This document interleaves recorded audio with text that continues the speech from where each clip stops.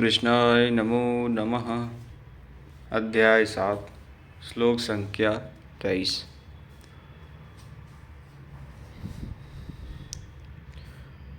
अंतवत्तु फलं तेषां तद्भवत्यल्पमेधसां देवान्देव यजो यान्ति मद्भक्ता यान्ति मामपि। परंतु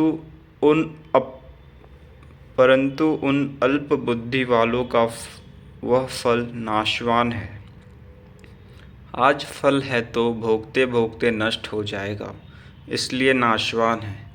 देवताओं को पूजने वाले देवताओं को प्राप्त होते हैं, अर्थात देवता भी नाशवान है। देवताओं से लेकर यावन मात्र जगत परिवर्तनशील और मरण धर्मा है। मेरा भक्त मुझे ही प्राप्त होता है, जो अव्यक्त है, नॉस्टिकीम परम शांति पाता है। अध्याय 3 में योगेश्वर श्री कृष्ण ने कहा कि इस यज्ञ द्वारा तुम लोग देवताओं अर्थात दैवी संपत्ति की उन्नति करो।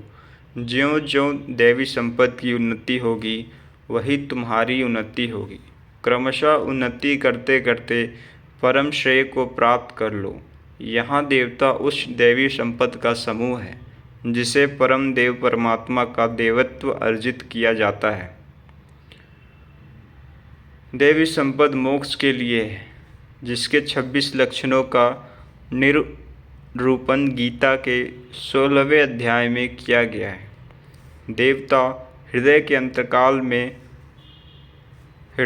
अंतकाल में परम देव परमात्मा के देवत्व को अर्जित कराने वाले सद्गुणों का नाम है। थी वह यह अंतर की वस्तु, किंतु कालांतर में लोगों ने भीतर की वस्तु को बाहर देखना प्रारंभ कर दिया। मूर्तियां गढ़ लीं, कर्मकांड रच डाले, वास्तविकता से दूर खड़े हो गए। श्री कृष्ण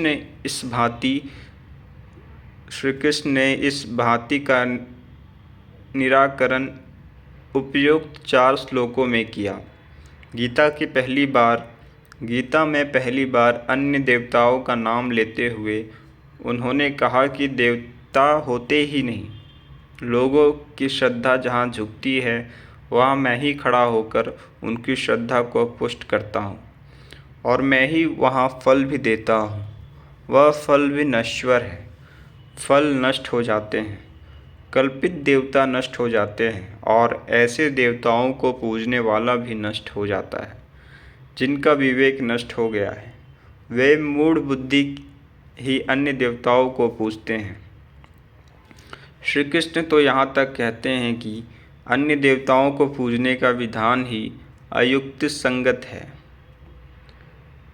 आगे के श्लोक हम अगले भाग में पढ़ेंगे। हरि ओम तत्सत।